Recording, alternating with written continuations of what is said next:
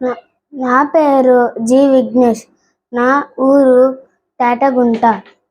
నేను 4వ తరగతి చదువుతున్నాను. విశ్వంలో ఒక భూగోళం మీదే జీవావరణం ఉంది. దీనిని కాపాడుకోవాల్సిన బాధ్యత మానవాళి మీదే ఉంది.